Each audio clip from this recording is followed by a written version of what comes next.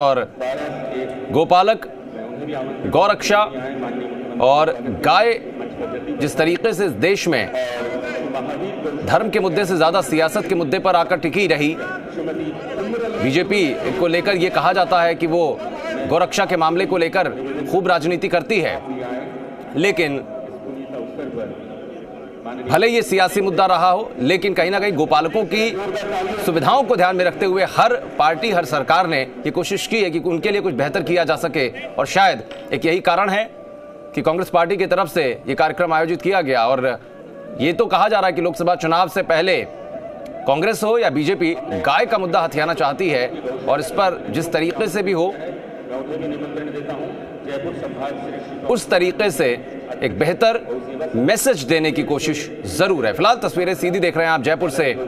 गौपालकों की समस्याओं पर रहेगा मंथन, ये तो बात साफ है।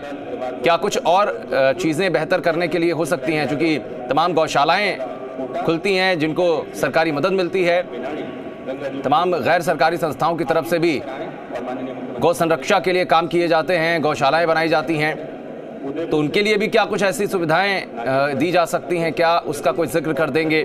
क्योंकि जब अंतरिम अपना पहला बजट जब पेश किया था सरकार ने, सरकार बनते ही, तो उसमें ये बात थी साफ तौर पर कि गौपालकों के लिए, गौरक्षा के लिए क्या कुछ सरकार की अपनी योजना या सरकार का अपना विजन है, ये बात रखने की कोशिश की गई थी। और उसके बाद से तमाम कवायदें शुरू भी हुई। पिछली वसुंधरा राजे सरकार के समय में भी कई तरीके से गोपालकों को ध्यान में रखते हुए योजनाएं तैयार की गई थीं। कुछ को अमली जामा पहनाया भी गया, कुछ अधर में लटक गईं। लेकिन निश्चित रूप से गहलोत सरकार का एक मास्टर स्ट्रोक कहा जा सकता है कि गौरक्षा के मुद्दे पर आगे बढ़ते हुए कांग्रेस पार्टी की सरकार ने कुछ अलग संदेश देने की कोशिश की है इस कार्यक्रम के जरिए। प्रमोद जैन भाया वो भी मौजूद हैं, और साथ ही साथ मुख्यमंत्री अशोक गहलोत की सीधी तस्वीरें आप देख पा रहे हैं इसी कार्यक्रम से जुड़ी हुई। गौरक्षा पर मास्टर स्ट्रोक इसको कहा जा रहा है। सियासी दल इसको किस रूप में लेंगे, भारतीय जनता पार्टी किस रूप में लेगी, जिस पर लगातार हिंदूवादी विचारधारा, गौरक्षा के नाम पर राजनीति करने का आरोप लगता रहा है। लेकिन कहीं ना कहीं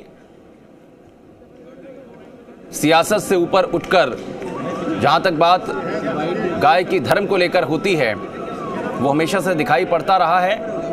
बावजूद इसके सियासी परिधि से बाहर कभी भी गाय जा नहीं पाई। और अगर पिछले कुछ दशकों की बात की जाए तो कई बार ये मुद्दा सियासत में छाया रहा है, चाहे गौपालकों की संरक्षा को लेकर हो, और जिस तरीके से गो तस्करी के मामले आते रहे कई अलग अलग जगहों पर, राजस्थान में इस तरीके के मामले आए जो बड़े सेंसिटिव भी रहे, जिसकी वजह से थोड़ा सा माहौल हिंसक भी हुआ, फिर उसको संभालने की कोशिशें भी की गई। वो तमाम चीज़ें भी कहीं ना कहीं सरकार की विचारधारा में या सरकार के ध्यान में रहती हैं कि हाँ, इनको लेकर भी हमें कुछ कदम उठाने पड़ेंगे कि एक बेहतर राज्य का निर्माण किया जाए, एक बेहतर शासन व्यवस्था दी जाए।